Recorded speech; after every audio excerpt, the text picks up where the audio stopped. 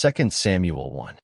Now it came to pass after the death of Saul, when David was returned from the slaughter of the Amalekites, and David had abode 2 days in Ziklag.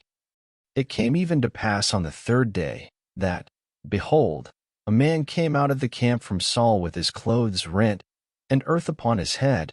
And so it was, when he came to David, that he fell to the earth, and did obeisance. And David said unto him, From whence comest thou? And he said unto him, Out of the camp of Israel am I escaped. And David said unto him, How went the matter? I pray thee, tell me. And he answered, That the people are fled from the battle, and many of the people also are fallen and dead, and Saul and Jonathan his son are dead also. And David said unto the young man that told him, How knowest thou that Saul and Jonathan his son be dead? And the young man that told him said, As I happened by chance upon Mount Gilboa, behold, Saul leaned upon a spear, and, lo, the chariots and horsemen followed hard after him. And when he looked behind him, he saw me, and called unto me. And I answered, Here am I. And he said unto me, Who art thou? And I answered him, I am an Amalekite. He said unto me again, Stand, I pray thee, upon me, and slay me, for anguish is come upon me, because my life is yet whole in me. So I stood upon him, and slew him, because I was sure that he could not live after that he was fallen. And I took the crown that was upon his head, and the bracelet that was on his arm, and have brought them hither unto my lord. Then David took hold on his clothes, and rent them, and likewise all the men that were with him. And they mourned, and wept, and fasted until even, for Saul, and for Jonathan his son, and for the people of the Lord, and for the house of Israel, because they were fallen by the sword. And David said unto the young man that told him, Whence art thou? And he answered, I am the son of a stranger, an Amalekite. And David said unto him, How wast thou not afraid to stretch forth thine hand to destroy the Lord's anointed?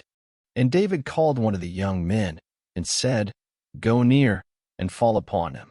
And he smote him that he died. And David said unto him, Thy blood be upon thy head, for thy mouth hath testified against thee, saying, I have slain the Lord's anointed. And David lamented with this lamentation over Saul and over Jonathan his son. Also he bade them teach the children of Judah the use of the bow. Behold, it is written in the book of Jasher, The beauty of Israel is slain upon thy high places. How are the mighty fallen? Tell it not in Gath, publish it not in the streets of Askelon, lest the daughters of the Philistines rejoice, lest the daughters of the uncircumcised triumph. Ye mountains of Gilboa, let there be no dew, neither let there be rain upon you, nor fields of offerings. For there the shield of the mighty is vilely cast away, the shield of Saul, as though he had not been anointed with oil. From the blood of the slain, from the fat of the mighty, the bow of Jonathan turned not back, and the sword of Saul returned not empty. Saul and Jonathan were lovely and pleasant in their lives, and in their death they were not divided.